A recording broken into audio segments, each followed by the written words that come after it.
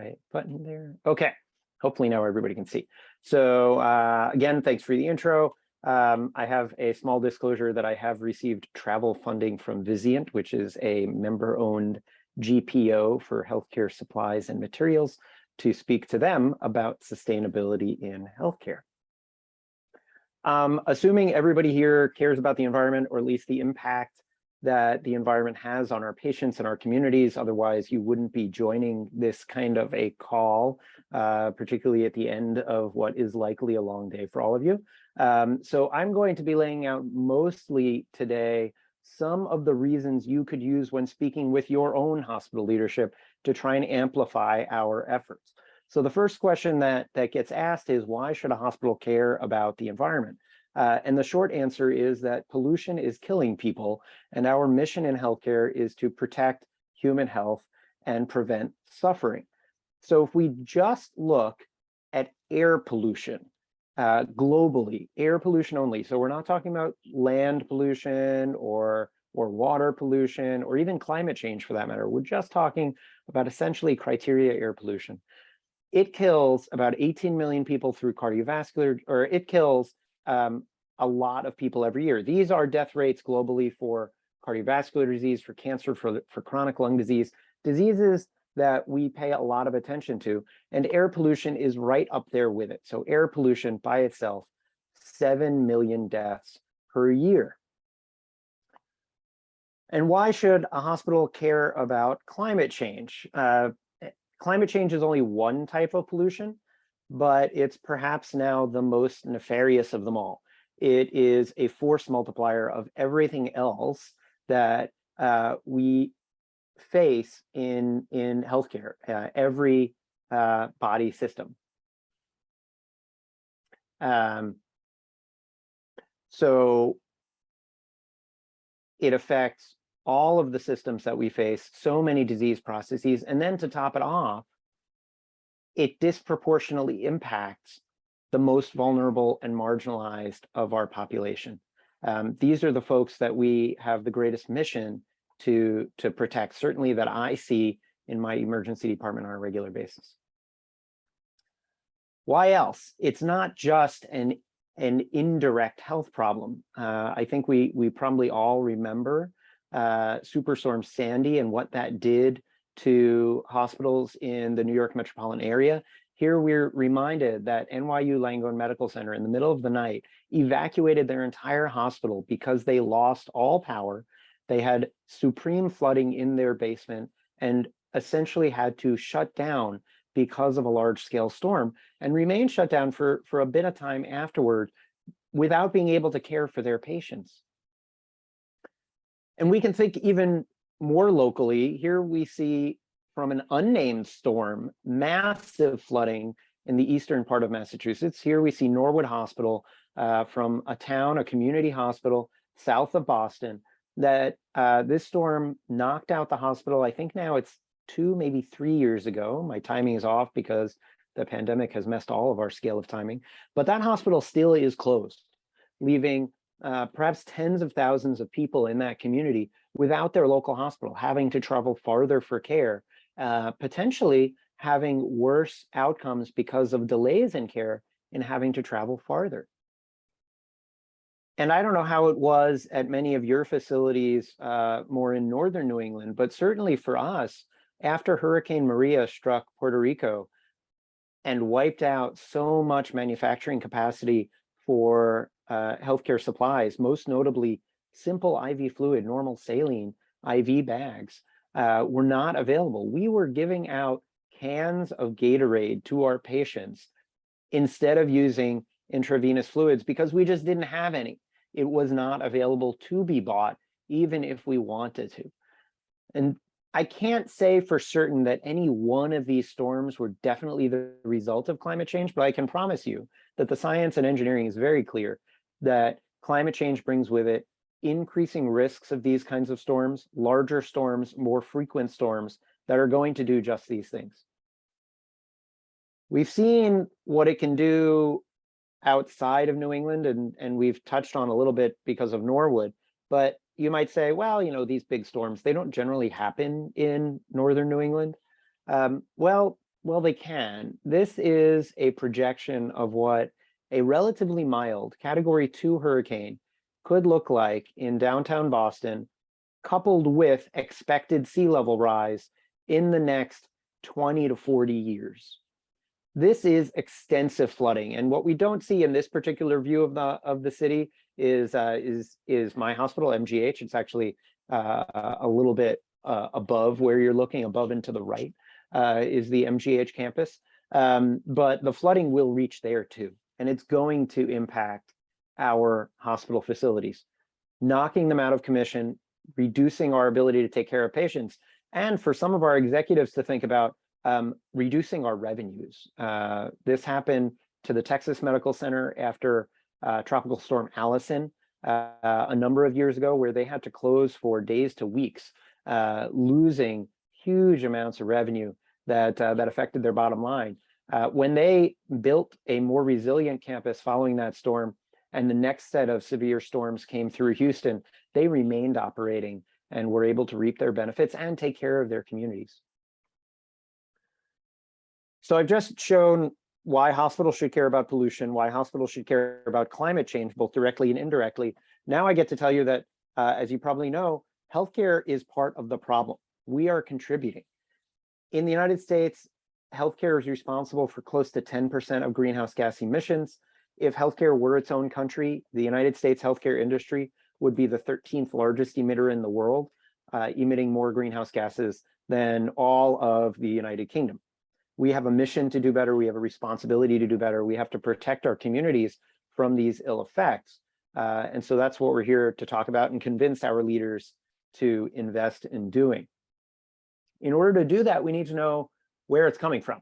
So we see over about the last decade, this study was published in, I believe it was 2020, you're looking at data from up through and including 2018, that for the most part, emissions from healthcare were increasing both in total volume and per capita, so an increasing intensity and an increasing aggregate, and that the vast majority comes from scope 3, which I'm pretty sure Jody talked about if those of you were able to make it to her talk earlier this month.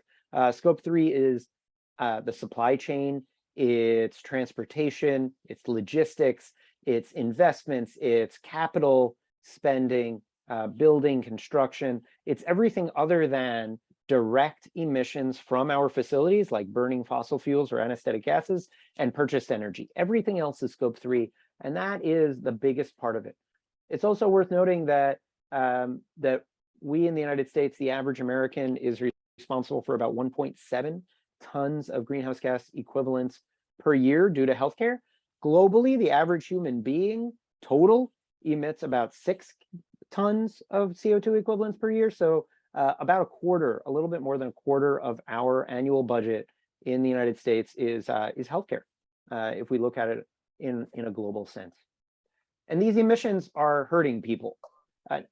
Earlier, I said 7 million deaths a year from air pollution. Now, if we look at particulate matter pollution and greenhouse gas emissions only from healthcare, almost 400,000 disability-adjusted life years lost per year.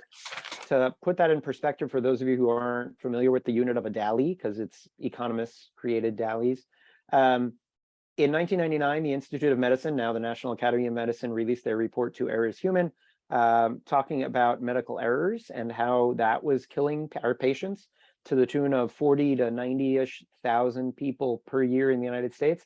This number of 400,000 disability-adjusted life years lost per year is about the same order of magnitude. So we are having the same impact with pollution that we did, or at least were estimated to have been having from medical errors in the 1990s. Following that, congressional hearings, creation of health and safety positions in hospitals, quality and safety. I bet you'd be hard pressed to find a hospital in the United States without a VP for quality and safety or similar position. And I want you to ask your leaders, where's the attention being paid to environmental sustainability? Because we're having the same impact and hurting the same numbers of people. And even worse off, we're hurting the people who are most vulnerable and least responsible for the problem. So clearly we have a mission to do better. We're going to look for a few slides at the United Kingdom experience and the National Health Service, because most importantly, they're the ones who have looked most closely at it and have published the most granular and most interesting data looking at where their emissions come from. So I know that Jody Sherman laid out for you a bit of background on sustainability science and the types of studies that we can do, including life cycle assessment, to identify the environmental impacts of a product or a process. So let's lay out some of those results to see where clinicians can lead and the role that we as clinicians can have in hospital and health system environmental sustainability. So national level data, we just said that a huge chunk of US healthcare emissions are scope 3. Here we're looking at the UK experience with a bit more granularity in where these emissions are coming from. Interestingly enough, greenhouse gas emissions from healthcare in the United Kingdom have been decreasing for the last 30 years, the opposite of what we've been seeing in the United States. And that's been decreasing both in aggregate and per capita. So they're doing quite a bit better than we are in this sense. So can we do anything about it? Can we reduce it? And I pride myself on being an environmental engineer and devotee of evidence-based medicine. So the answer is always, it depends. Depends on a lot of factors whether we can do anything about it. It depends on how well we can make economy-wide transitions and energy transitions and assorted other initiatives. But the short answer is it's feasible. We can do it. It's also worth noting that if you look at this, the biggest chunk of decarbonizing the UK NHS will come from the supply chain, which is no easy feat and requires cooperation and alignment with goals between institutions, between healthcare institutions and suppliers and distributors and regulators and a lot of entities. But that's where our power as trusted actors in healthcare can play a role in the economy writ large. So let's take these many littler categories and bunch them together. And if we bunch them together, we find that there are basically 4 primary buckets. There's decarbonization of the electrical grid and transportation. There's healthcare utilization and delivery optimization. There are local sustainability solutions. And then there's the supply chain that I already mentioned and circularity. We as clinicians have some pretty great work that we can be doing, most importantly, in the healthcare utilization and delivery. That is our primary domain where we know the most about how we deliver care and how we can do it better and more efficiently. But we also have the power of the white coat in that we're trusted actors, and we'll get to that, and we can play a good role in advocacy. So we can look a little bit lower down. That was national level. Now let's look at kind of hospital level. And here's a study led by my colleague, Andrea McNeil. She is an oncology surgeon in Vancouver. And this study was done back in 2017, looking at operating theaters or operating rooms here in this country at 3 different hospitals in 3 different countries. The Vancouver General Hospital, obviously in Vancouver, the University of Minnesota Medical Center in Minneapolis, and the John Radcliffe Hospital in Oxford, United Kingdom.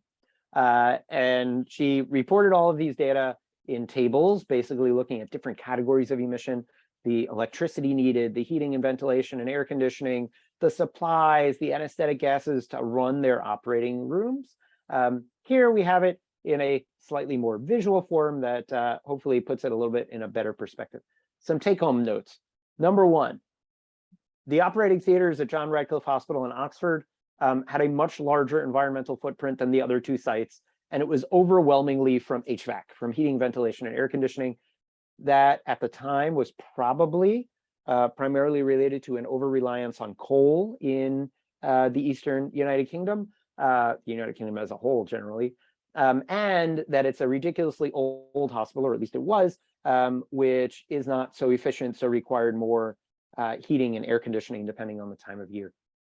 So local climate also plays a role. You see Vancouver General Hospital has the least HVAC needs. They have a very temperate temperate climate in Vancouver, which is notably different than we face here in New England. But you can look at the University of Minnesota. Nobody's going to say that Minneapolis is any appreciably warmer than New Hampshire. And they were doing pretty well in the middle there. However, if you look on a per case basis, they were actually the highest. And some of that has to do with the anesthetic footprint. The Radcliffe Hospital in Oxford did not use any desflurane, thus reducing their anesthetic emissions immensely compared to the other two facilities. And they also make better use of their space, running through a lot of operative cases in the space that they have. So that was operating theaters. Now let's look at primary care clinics. And these are data from a set of primary care clinics in Switzerland. This is a recent study, was just published earlier this year. And they had an interesting result that if you look at their emissions, 75% of them came from transportation and heating, and everything else was only 25%. And I've already told you that at the national level, scope 3 supply chain kind of stuff is the biggest contributor. But it turns out in this study, it was really much, much smaller. It is really important to note, though, their methods did not include pharmaceuticals, which is probably among the bigger impacts that primary care clinics have environmentally. When you think about seeing your primary doctor, there's a lot of discussion, there's a lot of examination, there's a lot of thinking involved, which is great, and coordination of care, things that we obviously really need more of in healthcare. But there's not so much in the way of supplies used until you get to prescribing pharmaceuticals. And that just was not captured in this study. So it's important to note that different environments, different settings might have different results.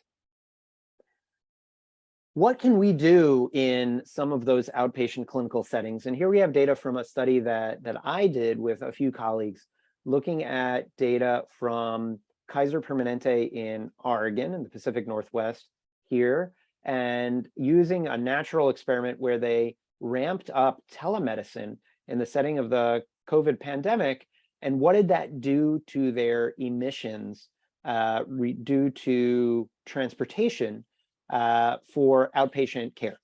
And what you see is that over time, first of all, they were doing some telemedicine well before the pandemic, just relatively small numbers compared to their in-person visits. And their intensity, their care intensity dropped with transitioning to telemedicine. And this study included the emissions associated with all of the video conferencing equipment needed for those televisits. So it wasn't just subtracting out transportation, it was adding back in the needed computers and internet bandwidth and things like that. Yet they were still getting a pretty big net benefit for these kinds of visits. So something that we can learn to see where we can improve our performance, where it makes clinical sense, and the added benefit, it improves your capacity, because you don't necessarily need to build more clinic space to take care of more patients and see them more frequently and take better care of them in some ways. So far we've talked a lot about clinical care. For those of us in academic medicine in particular, but clinical medicine as well, everybody likes to go to a conference in some hopefully sunny, warm, pleasant locale to learn new things, to network with our colleagues, to experience different ways of learning and taking care of our patients. It doesn't come without impacts, though. Here we see a study that's in progress that I'm working on, looking at the environmental impacts life cycle of the Society for Academic Emergency Medicine conference in 2019. So pre-pandemic, this conference was held in Las Vegas, Nevada, and had about 3,800 participants. And what you see is, first of all, the conference emits a lot of greenhouse gases. You also see that almost all of it is air transportation.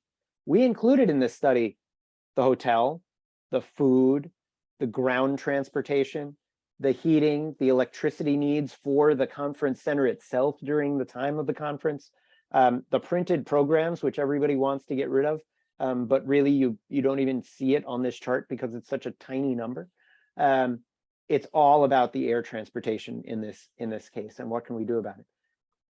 Going to this conference was equivalent to driving an average car in the United States 5.2 billion miles, or providing the electricity needs for almost 400,000 houses in our country for a year.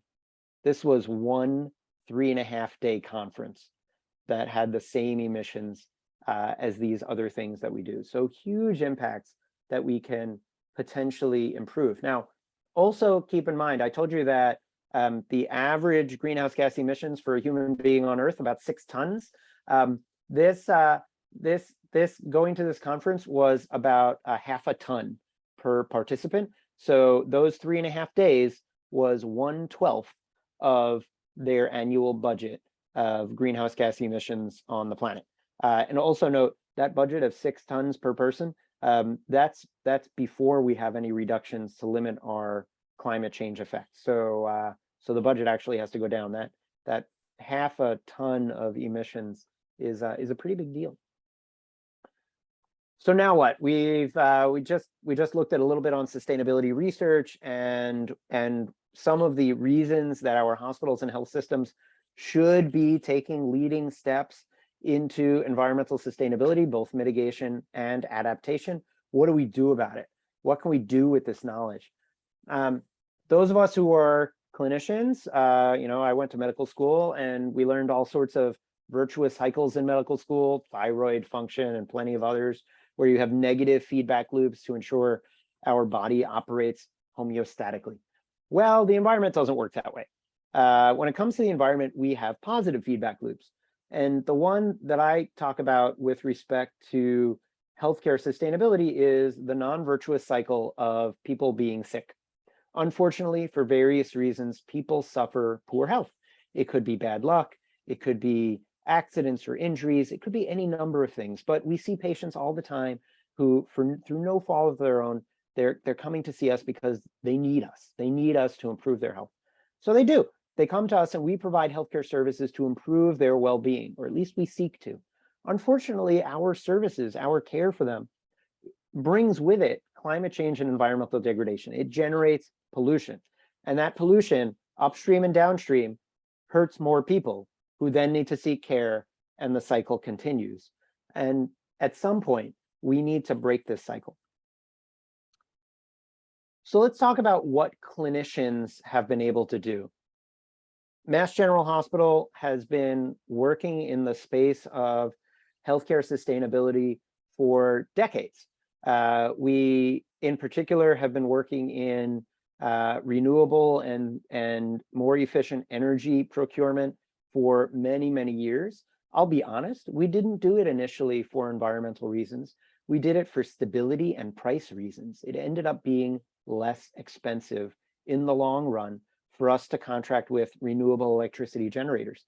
Right now, 100% of the electricity at Mass General Hospital is generated through renewable means. The vast majority of that is actually from a wind farm in New Hampshire, where we contracted with the electric generator in New Hampshire, and we get a huge chunk of the electricity from that generator, not all of it. It goes to the community as well, but it powers our hospital. We also use steam from an electric cogeneration plant in Cambridge that at the time we started this, they were releasing their waste heat from the electric generation plant into the Charles River until the Commonwealth of Massachusetts said, you can't do that anymore. That's not a good idea. So then they were going to vent it into the atmosphere. And MGH said, you have waste steam and you're directly across the river from us. How about we build a pipe and then you sell us the waste steam at a relatively low cost, and we'll take away your problem. And that waste steam is what heats our campus and runs our autoclaves to this day, with a better emissions portfolio than if we tried to heat our campus with boilers or furnaces ourselves. So we've been working in this space for years. What this chart shows, though, is how much acceleration we have had in the last, we'll call it 5-ish years. And the biggest change that happened was clinician involvement. Back in the early 2010s, MGH formed a Raising Environmental Awareness League, which was a grassroots group of a variety of hospital employees who had limited authority and limited responsibility, and with that got limited results, but brought the idea of environmental sustainability a bit more prominence in the hospital. But then as we get into the late 20-teens, which is when a small group of clinicians really started pushing and advocating and bringing messaging about health and climate and the environment to our leadership, we really started getting more traction. And it started with a small group. Honestly, at MGH, it started with three physicians. It quickly became 4 and then 5. And that's what drove so much of our recent change. We now have medical or clinical directors of environmental sustainability at 4 hospitals across Mass General Brigham, both of our largest academic medical centers, as well as two of our community hospitals. We have implemented many environmental sustainability initiatives across Mass General and the Mass General Brigham system that I'm happy to talk about if people have questions. And a lot of that, I think, I can't, causation does not, correlation does not imply causation, but I feel pretty strongly that our clinical leadership really did move the needle here. And it culminated a couple of years ago in the creation of the Center for the Environment and Health. Emily introduced me. She said, I am the director of the Center for the Environment and Health. Totally true. And our mission at the center is to infuse environmental thinking, to integrate environmental sustainability into all aspects of the hospital mission. The hospital has a 4-part mission. The Center for the Environment and Health has a 4-part mission, and they match exactly on purpose. Number 1, we aim to deliver healthcare in an environmentally friendly way and serve as a model for others to do the same. That matches with the hospital's mission to provide high quality, excellent care for all of our patients in our community. Number 2 is developing new knowledge. The hospital's mission is to disseminate that new knowledge into the mechanisms of disease and the treatment of disease. And we are doing the same with respect to environment through 2 lenses. My glasses have 2 lenses. We can look at 2 things at the same time. One of them is, what is the impact of the environment and climate change on human health? And what are the impacts of healthcare delivery on the environment as a whole? How can we mitigate those impacts, thus reducing the upstream and downstream emissions? Number 3 is education. It's how can we educate the next generation of leaders in medicine, our employees, our staff, our faculty, our patients, our community, our trainees, about these inextricable links between the environment and human health and how to live and work in a more sustainable way.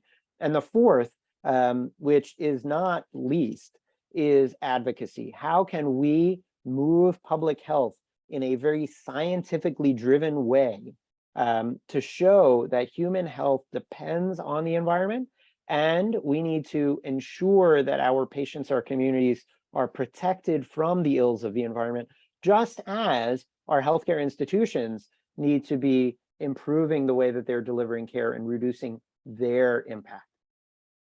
So let's talk a little bit about some of the things that we've been able to do and the things that you hopefully will be able to do at your own institutions with help if you need it.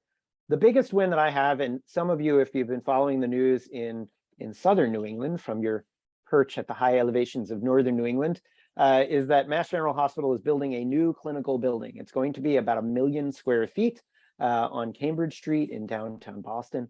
It is under construction right now.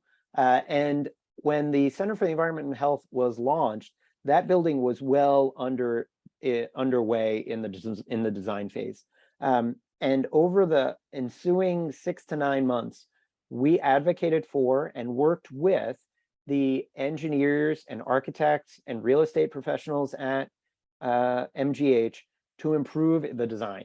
And we went from following the stretch code for energy performance to reducing our use of fossil fuel driven energy to about 15% of the total energy needs of the building, which is amazing for an inpatient hospital facility with so much going on in it. We used a whole lot of things to achieve that. The one that sounds the most boring, but actually achieved the biggest gain, was exhaust air energy recovery. When you realize that all the air inside the building is 72 degrees, and in the middle of the winter, all the air outside the building is 20 degrees, wouldn't it be great if we could capture that heat as we vent the building? So we are going to capture that heat and bring it back in the building so that we don't need to heat the building as much because it's going to be just keeping it instead of venting it to atmosphere. The new design for the building has no methane gas line going in at all. There's just no gas going into the new building, which is pretty fantastic. And we have a pathway to net zero using the steam pipe across the Charles River from Kendall. Looking at research and discovery, we've been able to publish a number of studies in a variety of fields having to do with environment and health. I'm pretty proud about all of them from a number of our colleagues. I'm happy to talk about them ad nauseum, but I won't bore you with them. But interestingly, we've also developed a consultative service within the hospital where our huge research laboratory infrastructure, we're the single largest recipient of federal research funding in the United States. Our researchers can contact the Center for the Environment and Health and say, hey, we want to improve the performance, the sustainability of our labs. How can we do that? And we will help them with that. In education and outreach, we have monthly webinars that are open to anybody. You're welcome to join them.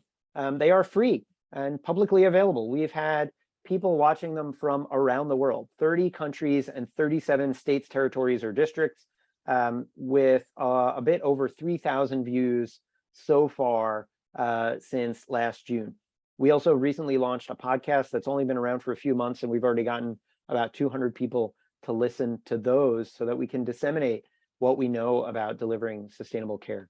And back to advocacy, we give testimony on Beacon Hill. We reach out to nonprofit organizations, regulators, other health systems, the private sector, particularly with respect to manufacturers, distributors, vendors. I was actually just at Vizient talking to them and their distributors and vendors and manufacturers about environmental sustainability the day before yesterday. And we publish op-eds in some great outlets, including the Miami Herald, a big newspaper in Florida, about the impacts of the environment on human health. So what can we do with this, and how can we really improve our performance? Wouldn't it be great if we had data? And we all go to the supermarket to get food for our families, and I have plenty of choices. I can choose what I want my family to eat, well, or at least I can choose what I want to be in the house for my family to eat. Whether they eat it or not is a different question. And I have information about it. I have nutrition facts that look pretty standardized from different packages. Each of these are currently in my pantry. I took these pictures in my kitchen. So I know the nutritional information for all of these foods, and I can make an educated choice. Do I want to buy it? Do I not want to buy it? Wouldn't it be great if I could do that with supplies that we buy for our facilities? Wouldn't it be great if I knew what the environmental impact would be upstream and downstream of the things we buy? And we just don't have that. Right now, we likely, for almost everything, have some clinical data from trials to decide what might be more or less clinically effective for our patients' needs, wherever we may be. We definitely have pricing information when we're buying supplies, but we don't really have environmental information, and it would be great if we did. This is a label from the My Green Lab organization that's primarily aimed at laboratory facilities and the things they buy. It's not perfect. I would like some more quantitative data to tell me, what are the greenhouse gas emissions. It would be great, 220 grams of CO2 equivalents from the manufacturer of this device. That would be pretty nice. And I think at some point we'll get there, but we're not there yet. So that's one way that we, with the power of our purchasing, can have an impact on what we use in our supply, in our facilities, and get at those Scope 3 emissions. And now we get into really the clinical realm. And this is one of the more interesting things that I'm working right now. These are unpublished data. The model is still not complete, but it's going to look something like this. So don't quote me on any of these numbers yet, but the trend has been consistent every time we run this model. These are data from a European country's health system looking at chronic kidney disease, so it's all CKD, and the environmental emissions associated with delivering care for patients with CKD at each stage. And these are annual numbers. So how many kilograms of CO2 equivalents are from the care delivered to people with CKD stage 1, 2, 3A, 3B, 4, 5, end-stage renal disease on dialysis, and after a transplant. I want you to neglect stages 1 and 2 for the moment, because identifying those patients is kind of hard. And you end up with a bunch of patients who unfortunately are suffering critical illness and meet the definitions for CKD when really it's probably just that maybe they have sepsis and they're in the ICU for a month. So look instead at primarily stages 3 through transplant. And what you see is the emissions go up non-linearly for each of those stages. So wouldn't it be great if we could show that by preventing or slowing disease progression, not just for chronic kidney disease, but for any number of other diseases, that we reduce the environmental impact? And that's exactly what this study is aiming to do. We're looking at a particular drug that has been shown to delay disease progression in CKD, and we are including the environmental impacts of delivering that drug, but seeing what that impact would be on the care needs of all of these patients. The shameful part is that clearly what this means is that prevention is better than mitigation, is better than treatment from an environmental perspective. It's also better from a patient care and a patient quality of life perspective. But less than 6% of healthcare expenditures in OECD, Organization for Economic Cooperation and Development countries, were directed towards prevention, and only 14% towards primary care. I don't know what the primary care environment is in New Hampshire, but I know it's bad in Massachusetts, that it's hard to find a good primary care doctor. It's hard to find a primary care doctor who's even available. It's hard to get appointments, and we're just not investing in that in the way that we need to improve quality of care, to improve quality of life, and to improve environmental impact. When I look at this image, I see lots of sources of healthcare emissions. I see generators run by facilities engineering. I see supplies and equipment being received by materials management and sterilized by central sterilization. I see food cooked and served by nutrition and food services. I see landscaping managed by buildings and grounds. I see waste handled by environmental services. I see people moving through transportation services, and I see buildings that are designed and built by a real estate and design team. What do they all have in common? None of them are clinical departments, and they're labeled and they're led by people who enable me as a clinician to do my job taking care of patients. The single greatest driver of healthcare pollution is clinical care. I stand behind that absolutely 100%. It's the decisions made at the bedside and all the decisions that lead to that point that are driving the emissions. But all these non-clinical departments are critical in reducing our emissions, and it should be done in partnership with clinicians to make sure that we're always focused on what matters, and that's providing high quality clinical care to our patients. We all have medical directors. What is a medical director? This is loosely merged from a dictionary. We have medical directors of lots of things. Medical directors of clinical disciplines, pediatrics, cardiology, take your pick. Practice groups, there's a medical director of my physician's organization. We have interdisciplinary topics. We have a medical director for emergency preparedness, maybe a medical director for quality and safety, and lots of other areas. In all cases, the medical director brings that clinical perspective to administrative decision-making. Administrators are needed to keep a hospital running. The medical director ensures that there's always that clinical focus. What about a medical director for sustainability? Environmental sustainability is by necessity a multidisciplinary function in a healthcare institutions. Facilities environmental impacts arise from lots of various areas that I just mentioned: energy procurement, heating and cooling, food service, research, clinical lab, pathology lab, buildings and grounds, maintenance, transportation, lots of these things that are just not necessarily clinical care plus clinical care. With such broad impacts, sustainability teams need broad representation from all hospital operations groups and departments, enabling all representatives to learn from each other and contribute their own expertise. It almost goes without saying, though, that shared clinician leadership must be an integral part of that team. There are lots of benefits of having a medical director of sustainability. Clinical care is the driving force. Everything we do is driven by decisions made by physicians and other clinicians. So improving these impacts requires the expertise and input of clinicians. Further, clinician buy-in is key. especially when we're talking about supply chain and procurement. For better or worse, physicians, and I say this as a physician, are notorious for only listening to other physicians. And having somebody who's able to speak that language and bring clinicians along to show the environmentally sustainable and good for patients way to do things will move that needle and lead to that acceleration that we saw at Mass General. Here we see a plot of 11 of the 12 medical and clinical directors of sustainability that I know about in North America. I need to add a pin. I haven't updated this map in the last week or two, and there's a new one in Pittsburgh.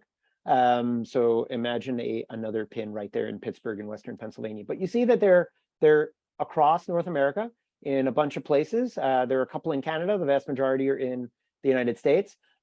We happen to have a concentration in Greater Boston. That's because there are 4 medical and clinical directors of sustainability at Mass General Brigham out of the 12, but they're all over the place. There are a variety of specialties. A slim majority happen to be anesthesiologists, but we have internists, we have surgeons, we have emergency physicians, we have pathologists. There's a variety. Almost all of these facilities are academic medical centers, but not all of them. And their sizes range from fewer than 400 beds, so 200 beds, small hospitals, maybe not critical access size, but small hospitals, to huge hospitals, greater than 1,500 beds. So again, a variety. What they have in common is that they're disproportionately winning environmental sustainability awards and signing pledges to reduce their environmental impact. So again, correlation doesn't imply causation, but having a medical or clinical director of sustainability does seem to contribute to improving environmental performance. What do? I put their responsibilities in 4 big buckets: operational, educational, academic, and public. Operational is the obvious one. They bridge between non-clinical departments and clinical departments. They assist with identifying targets for environmental improvements, and they provide those key health-based reasons for making these changes. Educationally, our clinicians are natural educators. They can teach about the links between the environment and human health, and they're a trusted voice. Academically, they lead research and curriculum development. Obviously, at some of our community hospitals, there's less of an academic role, but that just means that our academic centers, they have a bigger role to be able to share that information with some of the other facilities. And then publicly, they're the outward face of a commitment by our facilities to improving public health through environmental restoration. They provide public testimony, written editorials, commentaries, those kinds of things. And why do we do those things in the public? Because healthcare is trusted. Every year, Gallup does a poll of what are the most trusted professions in the United States. And here I have data from 2019. I promise you 2020, 2021, and 2022 all look the same. The only year that looks different is 2001. Otherwise, it's consistently nurses are number 1, doctors are somewhere in the 3 to 4 range, pharmacists are in the 4 to 6 range, and I'm still an engineer, so we're kind of high up there too. But those of us who are clinicians, and I work with obviously nurses every night, physicians every night, pharmacists every night, we are at the top. People trust us because we bring that scientific perspective, and we do it in a very honest, hopefully unbiased way. Where is healthcare today on this? And I would say that much of healthcare is committed to environmental improvement and environmental sustainability. Earlier this year, the US Department of Health and Human Services opened a pledge opportunity for healthcare organizations to commit to reducing greenhouse gas emissions. In the initial period, 61 organizations signed the pledge, including 41 health systems, hospitals, and direct healthcare providers. These include some of the largest health systems in the country. Common Spirit, Ascension, Providence, these are very large systems. Mass General Brigham is on there too. And I've boldfaced the ones that have medical directors or clinical directors of environmental sustainability. At COP26 back in November, nations pledged to reduce their healthcare emissions. It was covered in the New York Times, where you see that headline. And that led to the National Academy of Medicine creating the Action Collaborative for Decarbonizing US healthcare. Now health systems can sign on to that as well. Mine has. And we have, no joke, today, the Agency for Healthcare Research and Quality, AHRQ, released a report from the Institute for Healthcare Improvement, a primer on healthcare decarbonization metrics with suggested metrics to be used by all health systems in our country to achieve decarbonization. I entirely expect within a small number of years that at least some of those metrics will become initially voluntary reporting through CMS. And once something becomes voluntary reporting, we know what CMS does next. It becomes mandatory reporting, and then it becomes mandatory reporting in exchange for money. And then it becomes, you will meet this target or we will withhold money. So I expect within the next handful of years that in the United States, there will be at least one, if not more, metrics tied to environmental sustainability that are tied to dollars in US healthcare.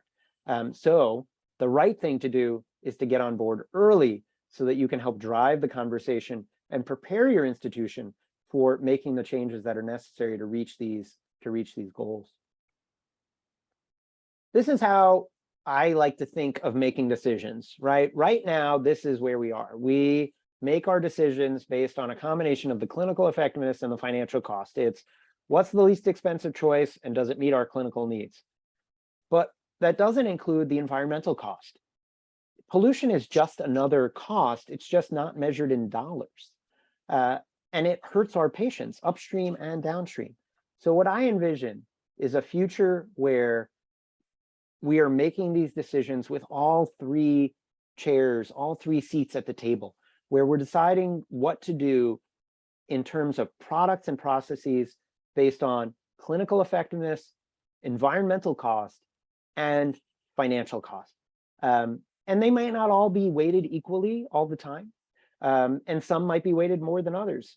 But the question is, how can we get our culture to change to realize that protecting our patients is what we're all about in a sustainable way? So I'm going to leave you with the question of how you're going to be clinically sustainable today, and open up to any questions you might have. Great. Thank you so much, Dr. Slutzman, for that really informative presentation. Our current initiative as an organization is trying to get New Hampshire hospitals and health systems to sign on to the recent DHHS goals. So this was a really timely and effective presentation for us to hear. So we really appreciate it. There are a few questions in the chat that I'll try to quickly touch upon. The first one is from Caitlin. Caitlin, do you want to ask the question yourself? Sure. Thank you so much for sharing your time with us. This has been wonderful. And I was curious what your thoughts were about recommendations when it comes to, like someone like me, I work at a smaller community hospital within a larger parent network. And I'm lucky to be in the network that I'm in, but I also have a lot of affiliations with other community hospitals that may not have a parent company who's of this mindset of environmental sustainability. So what are your recommendations for approaching as the small entity when you maybe have a larger parent entity who's not quick to jump on these initiatives? That's a great question. And one of the challenges that we face is we have a lot of really interested, really engaged, really energetic staff who want to get involved, who want to do things. This is important in their personal lives. It gives them meaning in their work. Recruitment and retention, there's lots of evidence that institutions that are doing better environmentally have lower recruitment and retention costs for their employees and less turnover. So clearly that's a plus. So we have a lot of people who are interested in doing these things. But there's only so much that one can do without responsibility, authority, and accountability.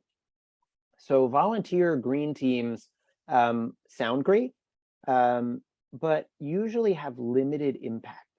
And I think the way to have a bigger impact, and I kind of think if you've seen one environmental sustainability program at a hospital, you've seen one environmental sustainability program, and every hospital is going to be a little bit different in what their leadership cares about, responds to, and how they work.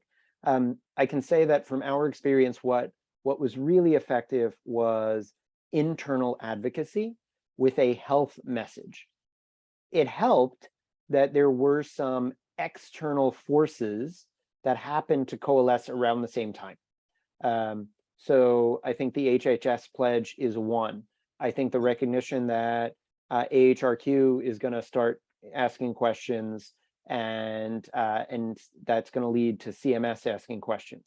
I know that facilities that do work in clinical trials are getting questions from pharmaceutical companies, because we have a really interesting relationship with pharmaceutical companies in that we are both purchasers and suppliers, in that we purchase drugs from drug companies, but we also supply them with clinical trial data. And so from their perspective, we contribute to their environmental emissions, which means they ask us what our data are. So we're getting more and more queries, which means that our administration wants to know the answers, because clinical trial data mean money. The pharmaceutical companies pay us to do these trials, which is less of an issue at some of our smaller community hospitals, certainly, but it's another lever that is happening externally. So I think that the way to start is to really forge relationships with the people who are who have that responsibility, authority, and accountability, the non-clinical leaders. So the people that I work with the most and the most productively are the director of materials management, the director of buildings and grounds, the director of facilities engineering, the director of real estate, the director of environmental services, these kinds of folks who are not clinicians. And they're really proud of the fact that they enable me to do my clinical job.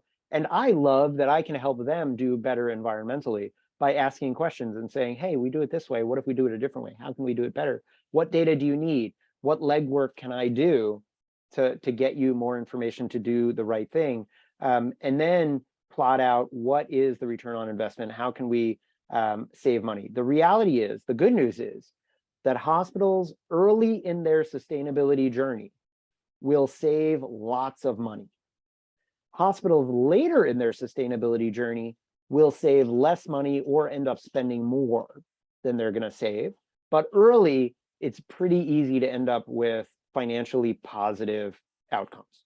So I think bringing that message with clinicians would hopefully get you some traction. And then once you have a little bit of traction at your local facility, go to the parent. I know that a lot of our health systems are navigating what it means to be a bit more top-down and have a lot more centralized. I know we are. A lot of our supply chain is being moved from Mass General control to Mass General Brigham control to the central offices. So what does that mean? That means we created a structure for environmental sustainability at the Mass General Brigham level. And it took time, right? It took showing that it works at the hospital level, and then we bring it to the system level. So I think that's kind of the best advice I would have.